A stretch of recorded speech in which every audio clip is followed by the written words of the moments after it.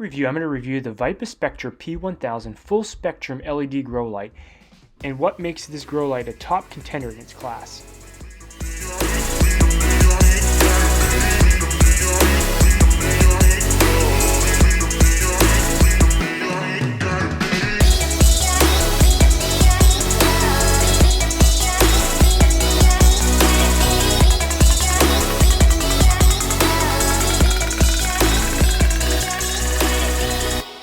Everyone, it's Tim here from Organic Backyard Gardening. This morning I'm putting together my last set of transplants that's going to go out into the garden.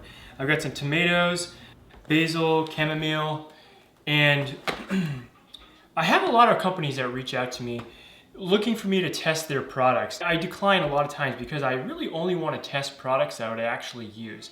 And something that I can use a lot of are grow lights, especially now that I am using a greenhouse and putting lights in the greenhouse. So I got this really cool light from VIPARSPECTRA. We're gonna have a quick review of this beautiful light. Now, before we do that, why don't we hop into my computer here and I'll show you some of the specs. So right now this retails for $129.99. This light is 100 watts and it covers a 2.5 by 2.5 square foot area in the vegetative state. This light is over 6 times more efficient per square foot than my T5 lights. It offers a 3-year warranty. This is a full spectrum light. It has 2 white lights as well as a red light. And if I take down my shutter speed, you can see the layout of the lights. A feature that makes this light stand out from its competitors is the ability to easily dim the light.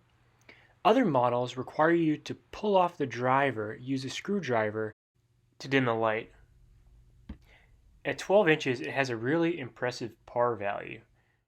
Another feature that makes it stand out from its competitors is the aluminum heatsink. Many of these quantum boards have the driver directly mounted onto an aluminum plate. This model has taken a different approach with the aluminum heatsink. With the ability to easily adjust the strength of the light throughout the growing stage, this avoids needing to shift the light height. If you like this video, please click the subscribe button and the bell to be notified when we post new videos. Now we've gone through all the features, let's take a quick look at how this light looks.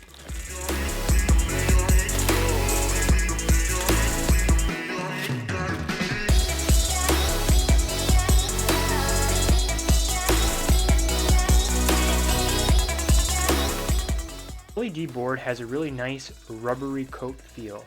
This light is rated for moist conditions. Overall, the board has a really nice, sturdy feel.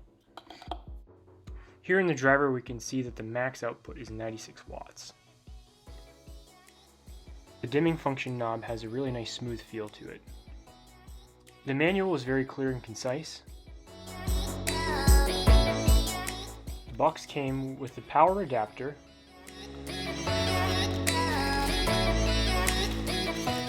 as well as ratchet cords and hanging wires.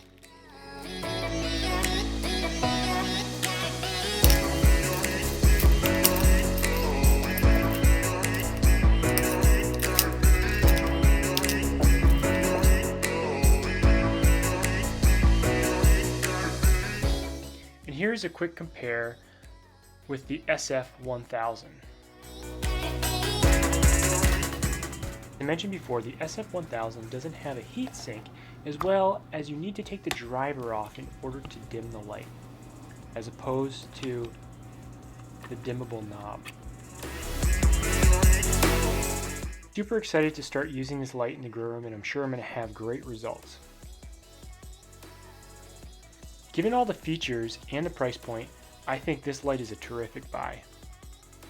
Thanks for watching. Let me know if you have any questions below, and don't forget to give this video a thumbs up and subscribe. Thanks.